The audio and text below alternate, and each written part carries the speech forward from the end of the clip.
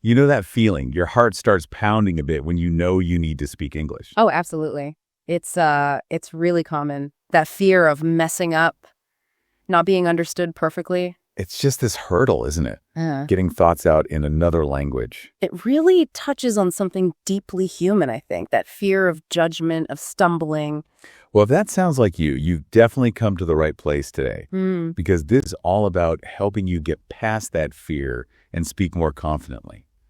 We've been really digging into the Master American English podcast. Mandy Gupta's work. Exactly. Her podcast is just full of practical tips, stories people can relate to, and just real encouragement for English learners. Yeah, what I find really effective about her approach is how personal it is. She shares her own experiences, her own struggles. Right. It makes you feel like, okay, this is normal. It's part of the process. It really does. It normalizes the challenge. So our mission today is basically to pull out the best bits, the most actionable advice from her episodes about speaking English without fear. We want to give you a clear path, really, some concrete steps you can actually start using today. Yeah, without feeling like it's this huge, impossible mountain to climb, we want to make it manageable. Think of it as a focused guide, getting straight to the core ideas for building that confidence. Okay, so let's get into it. One of the big things that kept popping up was mindset, how we think about it all. Hugely important. Yeah.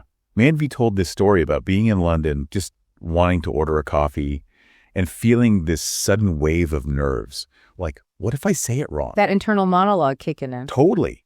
But then she had this kind of breakthrough moment. She realized, wait a minute, everyone makes mistakes, even native speakers. It's just human. And that the point isn't perfection. Exactly. The point is just communication, getting your meaning across. And it's amazing how powerful that simple shift can be. It's like it breaks the spell of that fear, you know? It's almost like cognitive restructuring, challenging those negative thoughts. Yeah, changing the story in your head. It reminded me of Daniel's story, too. He was, like, terrified of public speaking in English. Oh, that's a tough one for many people. For sure. And the advice he got was to try and imagine the audience was actually supportive. Like, picture them rooting for him. Sort of reframing the whole situation mentally. Right. So he tried it. He spoke up, apparently even made a small mistake. And he said it was like nobody even noticed. Or if they did, they didn't care. The takeaway was people are usually focused on your message, what you're trying to say, not picking apart your grammar. Which is often true. We're usually much harder on ourselves than others are. Our internal critic is louder than the external reality. So true. And then there was Sarah, starting a new job, new office.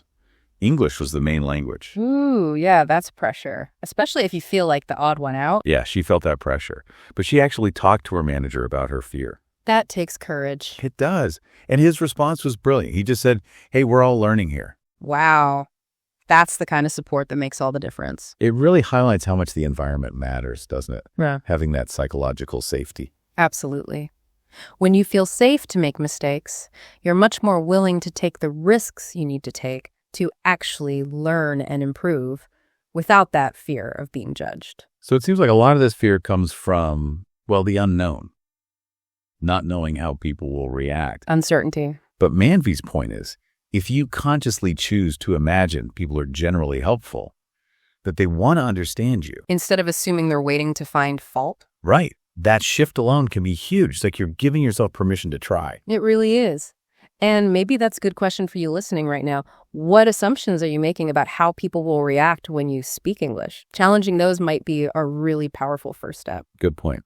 Okay, so mindset is key. But then there's the action part. Practice. Can't get around that one. No. But it's how you practice. Manvi talked about practicing with friends like Sarah and James, people who were supportive, even practicing with her husband. Right, finding those safe spaces. People who get the learning process, who won't jump down your throat for every little error. Exactly. Because that pressure just disappears, doesn't it? You can relax a bit more. Yeah, it's about creating that low-stakes environment. It fosters that safety we talked about. You can try things out. And it's not about aiming for, like, hours of perfect conversation right away.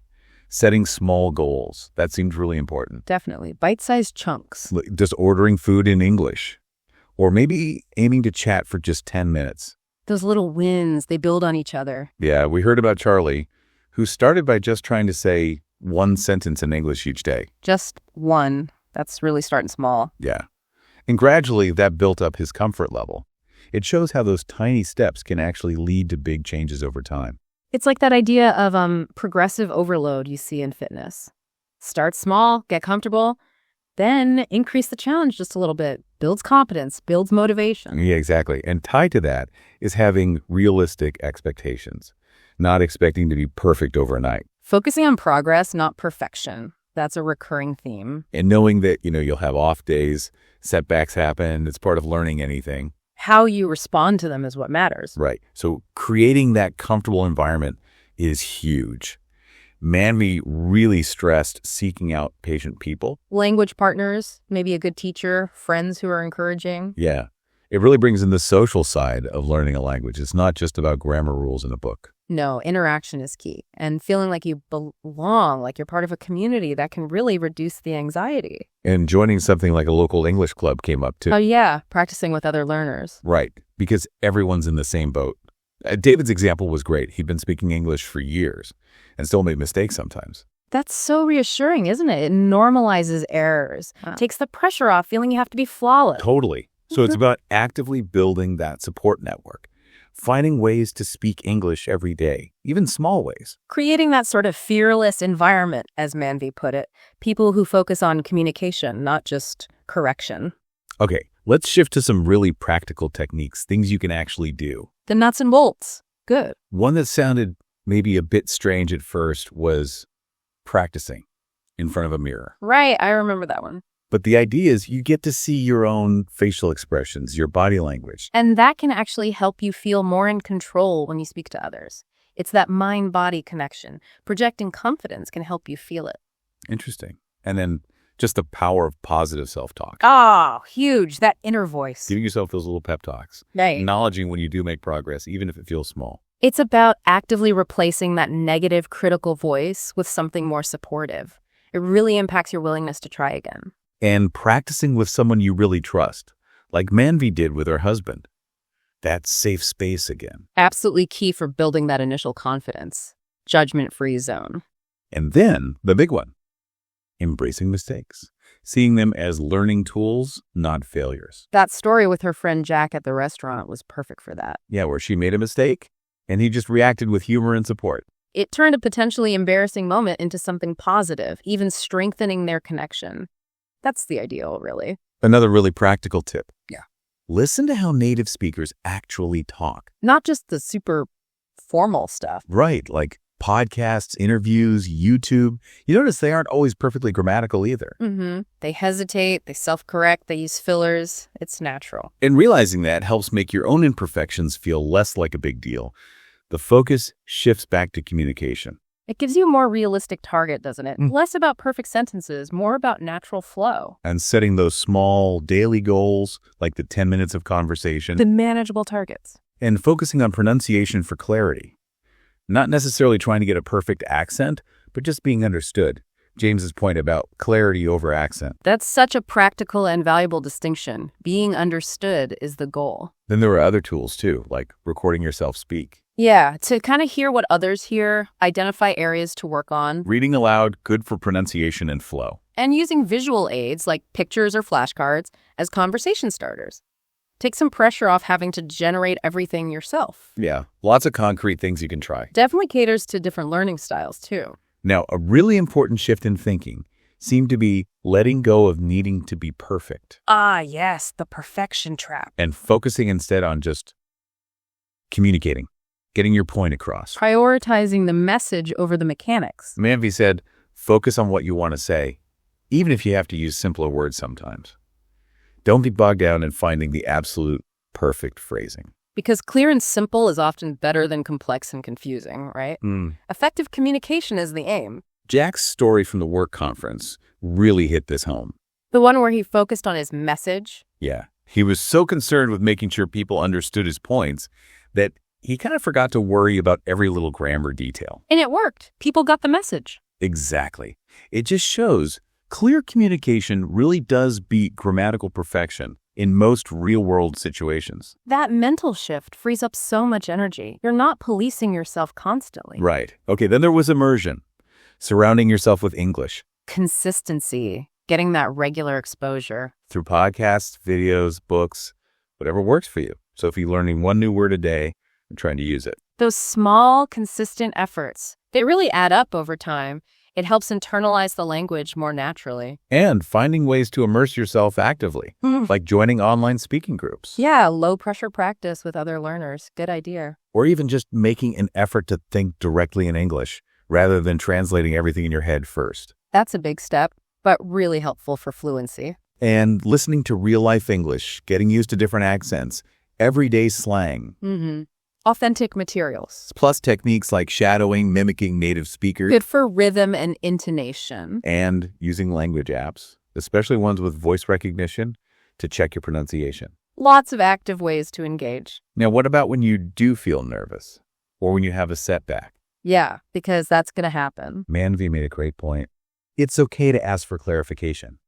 It's not a sign of weakness. Right. John's example, just saying, oh, that word's new to me. Exactly. It actually shows you're engaged and you want to understand.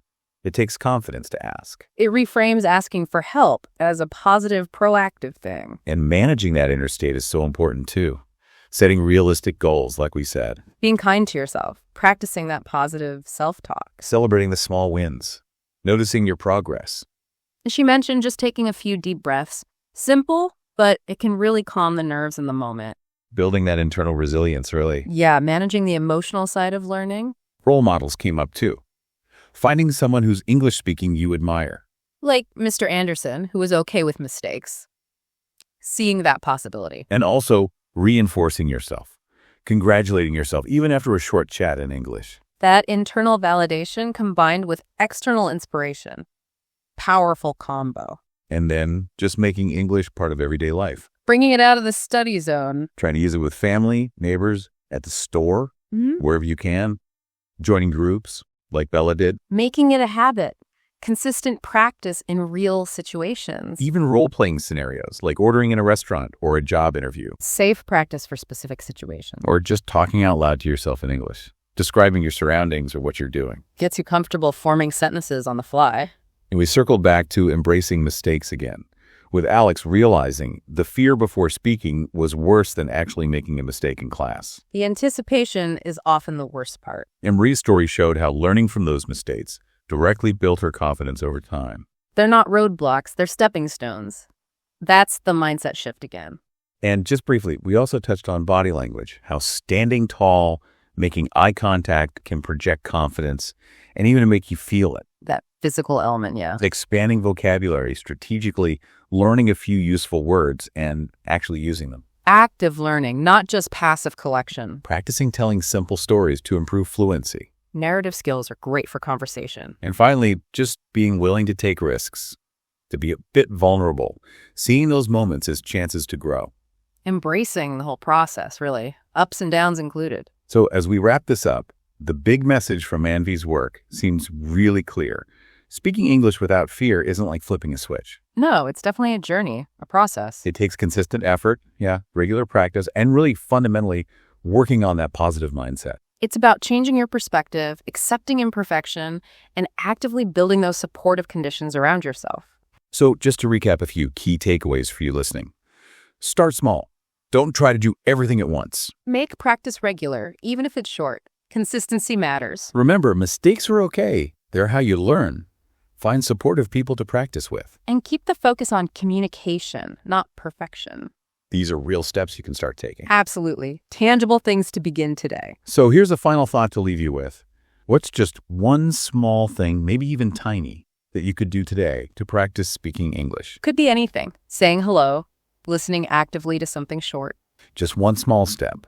And think about how overcoming this fear, little by little, could open up new doors for you, new connections. Every conversation, no matter how small it feels, is progress. It's a step forward on that journey. Let that possibility motivate you.